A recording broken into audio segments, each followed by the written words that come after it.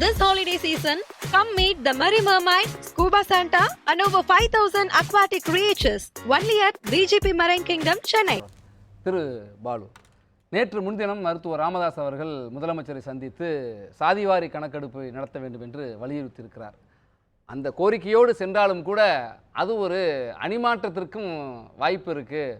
தேசிய ஜனநாயக கூட்டணியில் ஏற்கனவே இருக்கணும்ன்றலாம் சொல்லி வந்தவங்க டெல்லியில் இருக்கிறோம், தமிழ்நாட்டில் இல்லைன்னு கூட பாமக தலைவர் திரு அன்புமணி ராமதாஸ் தெரிவிச்சிருக்காங்க. இந்த சந்திப்புக்கு பிறகு திமுக கூட்டணிக்கு அல்லது இந்தியா கூட்டணிக்குள் பாமக வருமா என்கிற ஒரு கேள்வியும் எழுந்திருக்கிறது. அதற்கு முன்பாக இன்னும் சற்று நேரத்தில் புத்தாண்டு பிறக்க இருக்கிறது. இந்த நல்ல தருணத்தில் நியூஸ் 7 தொலைக்காட்சியின் மூலமாக தமிழக மக்களுக்கும் நியூஸ் 7 தொலைக்காட்சியினுடைய நேயர்களுக்கும் பாட்டாளி மக்கள் கட்சியின் சார்பிலும் எங்கள் கட்சியினுடைய நிறுவனர் மருத்துவர் ஐயா அவர்கள் சார்பிலும் எங்களுடைய கட்சியினுடைய தலைவர் அன்புமணி ராமதாஸ் அவர்கள் சார்பிலும் எங்களது இனிய புத்தாண்டு நல்வாழ்த்துக்களை தெரிவித்துக் கொள்வதில் மிகுந்த மகிழ்ச்சி அடைகின்றோம். எனக்கு முன்னாடி அக்னீஸ்வரன் சொன்னதை போன்று ஒரு நல்ல தலைப்பு தான் இது. அதனால தான் கூட நானும் வரணும்னு ஆசைப்பட்டேன். நீங்கள் என்னை அழைத்தவுடன் சரி வருவோம், எல்லோரும் நல்ல விருந்தினர்கள் இன்றைக்கு கலந்துக்கிறாங்க அப்படின்னு வந்தோம். இதில் வரக்கூடிய தேர்தல் எப்படி இருக்கும், எப்படி கூட்டணி அமைப்போம், எப்படி அந்த தேர்தல் வெற்றி வாய்ப்புகள் கிடைக்கும் என்பதை விவாதிப்பதற்கான ஒரு பொருத்தமான காலம் இதுவாக எனக்கு படவில்லை. ஏனென்றால் ரொம்ப முன்கூட்டியே இது ரொம்ப ப்ரீமெச்சூர்டு ஸ்டேஜ். இது நிறைய மாற்றங்கள் நடக்கும். ஒரு 15 நாளில் ஒரு மாதத்தில் நாம் எதிர்பார்க்காத பல மாற்றங்கள் எல்லா தேர்தல்லையுமே அது வந்து வரக்கூடிய தேர்தலில் எல்லா கட்சிகளுக்குமே கூட அப்படி தான் அது அமையும். பொதுவாக பாட்டாளி மக்கள் கட்சி ஒவ்வொரு ஆண்டினுடைய இறுதியிலும் அந்த ஆண்டிற்கு விடை கொடுப்பதும் புதிய ஆண்டை வரவேற்பதும்கான ஒரு பொதுக்குழுவை நாங்கள் நடத்துவோம். இந்த ஆண்டு நாங்கள் அதை நடத்தவில்லை, விரைவில் நடத்த இருக்கிறோம்.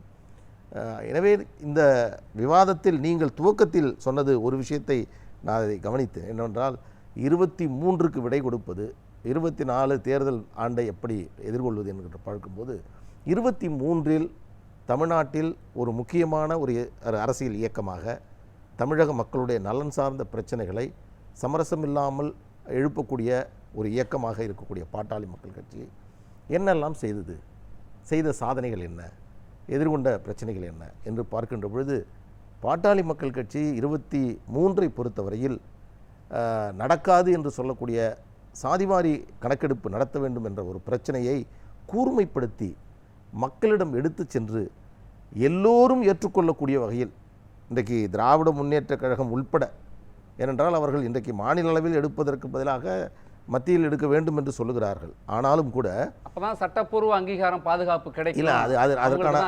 அதற்கான விளக்கத்தை எங்களுடைய நிறுவனர் மருத்துவர் ஐயா அவர்கள் தெரிவித்து விட்டார். அது பாட்னா உயர்நீதிமன்றம் பீகார் கணக்கெடுப்பில் தெளிவுபடுத்தி விட்டது. மாநில இந்த விவாதத்தை நம்ம இன்னொரு நாளைக்கு வச்சுக்கலாம். அது ஒரு பெரிய விவாதம். எதுவாக இருந்தாலும் எதற்காக அந்த கணக்கெடுப்பு நடத்த வேண்டுமோ அதை நடத்தி முடித்து அதன் அடிப்படையில் பீகாரில் இடஒதுக்கீடு கொடுத்த பிறகு அதை பற்றி இனிமேலுக்கு நாம் பெரிய அளவில் விவாதிப்பது என்பது தேவையற்ற ஒரு பொருத்தமற்ற ஒன்றாக இருக்கும். 23ஐ பொறுத்தவரையில் பாட்டாளி மக்கள் கட்சி 2 பெரும் ஒரு இயற்கை சீற்றத்தை சென்னை தூத்துக்குடியில் ஏற்படுத்தியது. எங்கள் கட்சியினுடைய தலைவர் அன்புமணி ராமதாஸ் அவர்கள் இந்த இயற்கை சீற்றங்கள் தொடர்பாக, காலநிலை மாற்றங்கள் தொடர்பாக, பூமி வெப்பமடைவது தொடர்பாக பெரும் விழிப்புணர்வை மக்கள் மத்தியில் ஏற்படுத்தியிருக்கிறார். ஒரு பொறுப்புள்ள அரசியல் தலைவராக அரசியலை கடந்து நல்ல செய்திகளை, அவசியமான தகவல்களை எல்லோருக்கும் வழங்குவதில் முதன்மையான நபர் என்ற பெயரை அவர் பெற்றிருக்கிறார். இன்றைக்கி வந்து துபாயில் நடந்த காலநிலை மாற்றத்திற்கான ஐநாவினுடைய கூட்டத்தில், ஜெனீவாவில் நடந்த கூட்டத்தில் அன்புமணி ராமதாஸ் அவர்கள் எங்களுடைய பசுமை தாயகத்தின் சார்பில் பங்கேற்றிருக்கிறார். பலரும் விவாதிக்காத ஒரு விஷயம் அந்த காலநிலை மாற்றம் என்பது. இது அதனுடைய அவசியத்தை மக்களிடம் எடுத்து சொல்லக்கூடிய ஒரு முக்கியமான பணியை நாங்கள் மேற்கொண்டிருக்கிறோம். இதை இல்லாமல் நீங்கள் பார்த்தீர்கள் என்று சொன்னால் 500 மதுக்கடைகளை மூடியதற்கு அரசு முடிவெடுத்ததற்கு பாட்டாளி மக்கள் கட்சி ஒரு முக்கிய பங்காற்றி இருக்கிறது. நிறைய சொல்லலாம். பெரியார் பல்கலைக்கழகம் இல்லை வரும். அது வந்து எதிர்காலத்தை பற்றி பேசுவது என்பது நான் மீண்டும் சொல்லுகிறேன், ஏதோ நம்மளுடைய ஆசைக்கு வேணால் நிறைய விஷயங்களை பேசலாம். ஆனால் நடக்கப் போவது என்ன என்பதை பார்க்கின்ற பொழுது கடந்த காலத்தில் பாட்டாளி மக்கள் கட்சி ஒரு செய்தி உங்களுக்கு கூட அப்படியா என்று சொல்லக்கூடிய ஒரு செய்தியை சொல்கிறேன். கடந்த காலத்தினுடைய சாதனையில் 2023 தமிழக அரசு விளையாட்டு திடல்களில், திருமண கூடங்களில், பன்னாட்டு நிகழ்வுகளில் மது விநியோகம் செய்வதற்கான ஒரு அரசு திருத்தத்தை, சட்ட திருத்தத்தை கொண்டு வந்தார்கள். அந்த சட்ட திருத்தத்தை எதிர்த்தது பாட்டாளி மக்கள் கட்சி. தமிழ்நாட்டில் இன்றைக்கு ஐபிஎல் போட்டியிலும் கடந்த உலக கோப்பை போட்டியிலும் இதுவரையில் விளையாட்டு திடல்களை நடத்தாமல் இருப்பதற்கும், திருமண கூடங்களில் விருந்து படைக்கக்கூடிய திருமண நிகழ்வுகளில் அங்கே மது விநியோகம் செய்வதற்கான ஒரு மிகப்பெரிய ஒரு திட்டத்தை தமிழக அரசு கொண்டு வந்ததை தடுத்து நிறுத்தியதை நாங்கள் மிகப்பெரிய ஒரு சாதனையாக நாங்கள் நினைக்கிறோம். அது நீங்கள் நினைக்கிறீங்களா? உங்களுடைய கவனத்துக்கு வந்த விஷயமா? மக்களுக்கு இப்படி ஒரு பேரிடர் நடந்ததா? அவ்வளவு ஆபத்து ஏற்படுமா? என்னுடைய தகவலை உங்களுக்கு நான் சொல்கிறேன். இந்த மாதிரியான விஷயங்களை பொறுத்தவரையில் பாட்டாளி மக்கள் கட்சி முதன்மையாக நாங்கள் போயிட்டுருக்கோம். இன்றைக்கி நெய்வேலி பிரச்சனை எடுத்துங்க, மக்களிடம் கொண்டு செல்கிறோம். இங்கே இருக்கக்கூடிய இதில் நடக்கிற நம்ம செய்யாறு சிப்காட்டு பிரச்சனை, இது போன்ற பிரச்சனைகளை நாங்கள் மிக கவனம் செலுத்துகிறோம். நீங்கள் கேட்குறீங்க எதிர்கால தேர்தலை குறித்து உங்களுடைய தேர்தல் களம். இதில் லக்கேஜ் இல்லாமல் தேர்தலை சந்திக்கக்கூடிய இயக்கம் பாட்டாளி மக்கள் கட்சின்னு நான் சொல்கிறேன். எங்களுக்கு எந்த நிர்பந்தமும் இல்லை. எந்த வாக்குறுதியும் கொடுத்து நிறைவேற்றாமல் மக்களை சென்று சந்திப்பதில் பிரச்சனைக்குரிய இடத்தில் நாங்கள் இல்லை. இப்போ திமுக எடுத்துட்டிங்கன்னா நாங்கள் நீட்டை ஒழிப்போம் என்று சொன்னார்கள், ஒழிக்கவில்லை. அடுத்த தேர்தல் வந்து விட்டது. அதற்கு தெளிவுபடுத்த வேண்டியது அவருடைய கடமை.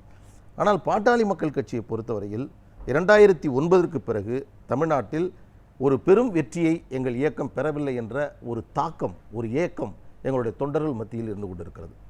இப்பொழுது பாட்டாளி மக்கள் கட்சியினுடைய தலைவராக அன்புமணி ராமதாஸ் அவர்கள் பதவியேற்றதற்கு பிறகு நடக்கக்கூடிய முதல் தேர்தல்.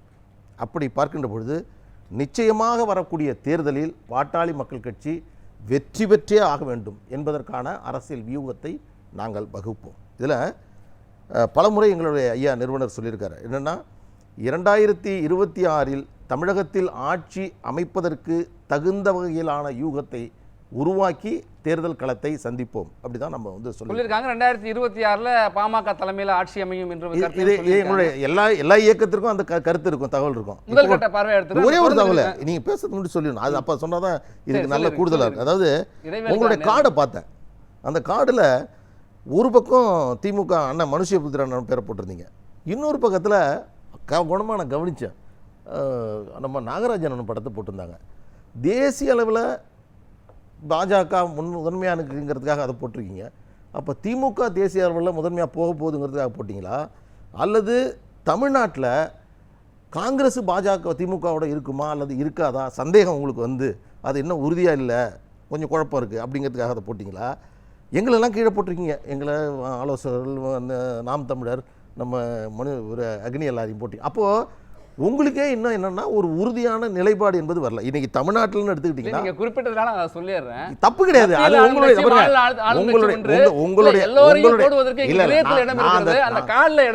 அருமை.